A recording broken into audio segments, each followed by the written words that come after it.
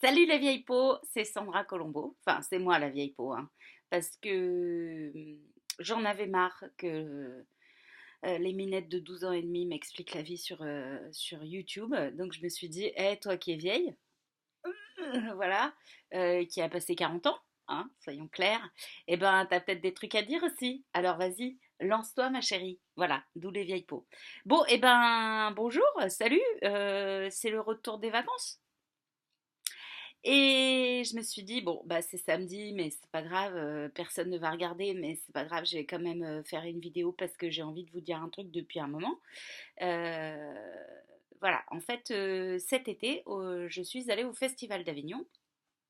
Ouais, parce que je suis comédienne, tu vois, donc c'est important pour moi d'aller au Festival d'Avignon.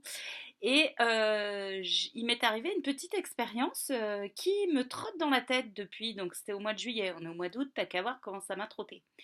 Voilà, donc nous étions assis à table à un café, hein, parce qu'à Avignon on prend beaucoup de café, bon, qui s'appelle en fait des pacalos, hein, parce qu'on est dans le sud, c'est du sirop de citron avec de l'eau, hein, voilà. Et donc, nous étions un groupe de 6 ou 7, je crois. J'étais la seule fille, je précise. Et est arrivé, on était en train de discuter de choses plus ou moins sérieuses, voilà. Et est arrivé un mec qui est magicien. Bon, et il dit bonjour, est-ce que vous souhaitez que je vous fasse un tour? Donc là, il y a une sorte de petit silence qui s'installe, parce qu'on était en plein milieu d'une discussion, donc c'était assez incongru, et en même temps, le mec, il fait son taf, hein, c'est normal. Voilà, et là, il nous regarde, il voit bien qu'on est quand même un peu dans la grosse hésitation, et il dit, n'hésitez pas à me répondre franchement. Bon, bah là, qu'est-ce que je fais? Moi, je dis, ah ben, si vous me demandez de répondre franchement, je vais être très franche. Moi, je n'ai absolument pas envie que vous nous fassiez un tour. Voilà, ça ne m'intéresse pas et on était en train de discuter, donc voilà. Et là, le mec fait d'accord, très bien, et il commence à faire son tour. Et là, je me suis dit, mais qu'est-ce qui s'est passé? Pourtant, il me semble bien que j'ai dit non, et je regarde mes camarades, et là, tout le monde était un peu gêné, et en même temps, eh ben, aucun des hommes présents n'a osé dire oui, monsieur, écoutez, pardon, mais vraiment, voilà, ne faites pas de tour, on va vous donner 1 euro, et puis voilà, parce qu'en fait, le mec, c'est ça qu'il voulait, hein, de l'argent, évidemment, c'est son travail. Euh, voilà, et du coup, je me suis retrouvée prise en otage à la terrasse de ce café, ne sachant pas quoi faire, c'est-à-dire est-ce que je devais me lever pour marquer mon désespoir et surtout le fait que ma parole n'avait absolument pas été entendue. Ou quoi, je me sentais déjà hyper mal parce que j'étais là, j'avais l'impression que tous les mecs de la table me jugeaient, genre ah ouais, non mais en fait elle est trop chiante, c'est trop une meuf chiante, et tout ça. Je me disais non mais voilà. Et puis en fait, ce truc m'a vachement trotté dans la tête parce que je me suis dit comment ça se fait que déjà, ma parole n'ait pas été entendue? Est-ce que j'ai pas parlé assez fort? Pourtant, j'avais l'impression d'être loud and clear, comme qu'on dirait en anglais. Et puis ensuite, en deuxièmement, je me suis dit, mais comment ça se fait que ça me met dans cet état? C'est-à-dire un état où vraiment je me sens hyper mal, pas aimable, vraiment chiante, la fille qu'on juge et tout ça. Bref, j'ai beaucoup réfléchi à tout ça. Et je me suis dit, c'est hyper important en fait de savoir dire non. Et je crois que c'est quelque chose qu'on a complètement oublié. Et j'en suis arrivée à des petites réflexions que je vais vous livrer. Voilà, comme ça. Puis après, on en fera ce qu'on en voudra. Hein. Vous pourrez mettre des petits commentaires sur cette vidéo. N'hésite pas aussi à mettre un pouce bleu. Hey, ouais. Putain, je deviens une vraie youtubeuse. Eh les gars, on n'est pas à l'abri que demain matin, je me réveille et j'ai 103, 104 abonnés. Hein. Ah ouais, attention. Bref, voilà. Donc, mes réflexions, c'est pourquoi c'est compliqué aujourd'hui de dire non? Bah, parce que je crois qu'on est dans une société d'hyper-performance où il faut toujours dire oui, le pouvoir de dire oui. Oui, bien sûr, je vais faire ceci au travail. Oui, bien sûr, redonne-moi du travail parce que je suis à peine débordée, donc ne t'inquiète pas, je vais me mettre la rate au courbouillon.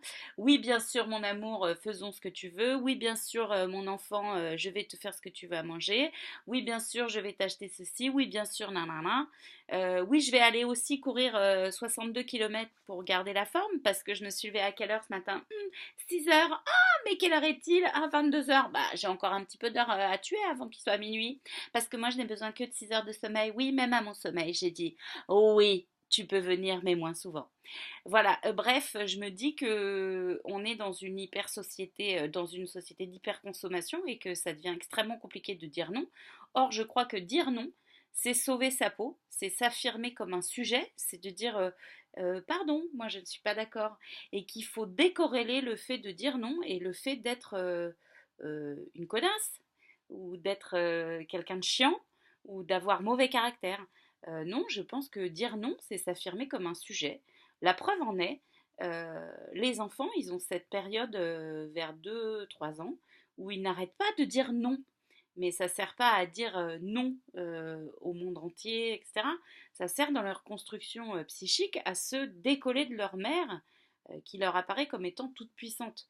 Et ils deviennent, grâce à ce non, un vrai sujet puisque ils apprennent à ce que même quand on dit non, bah, on ne meurt pas. Puisqu'avant, quand le bébé est collé psychiquement à sa mère, eh bien, il a l'impression que, évidemment, si elle part, il va mourir, bien sûr, puisqu'il pense ne pas avoir les ressources, ne pas être un sujet.